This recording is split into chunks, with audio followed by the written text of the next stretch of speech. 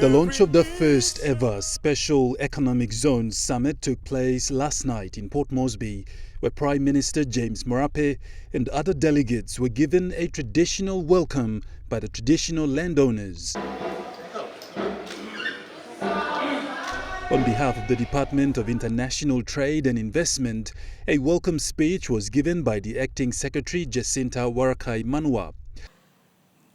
We thank you all for being here.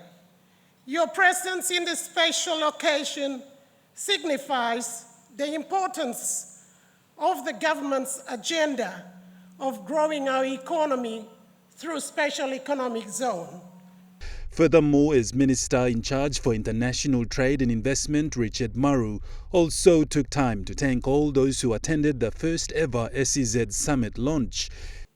It is time we took a good stock take of ourselves and why we have failed.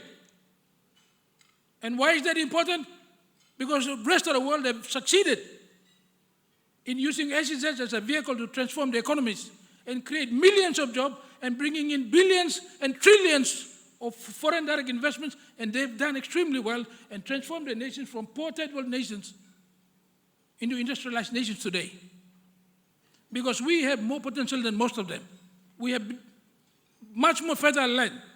We have the resources. We have 22% of the world's tuna. We have the logs.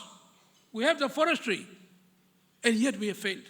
Minister Maru went on to talk more about the country's high unemployment rate and the many issues regular Papua New Guineans are faced with in the country.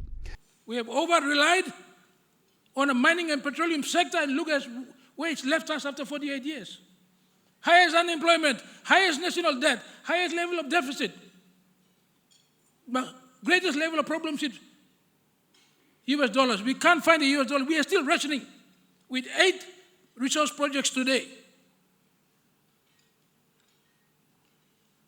Prime Minister and my colleagues in Parliament, no responsible government will continue to do the same thing and expect a different result.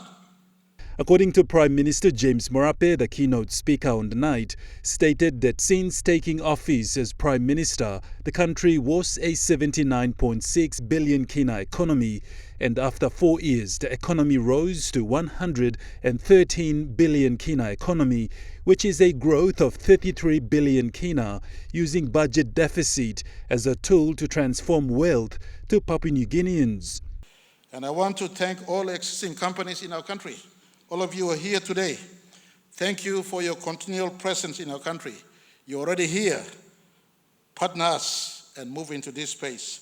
Key government policies in the downstream sector, key government policies in the SEZ that we will be unraveling and working towards and giving incentives. I want you who are already tax-paying businesses in our country, pick up those incentives, pick up those concessions, and work with us.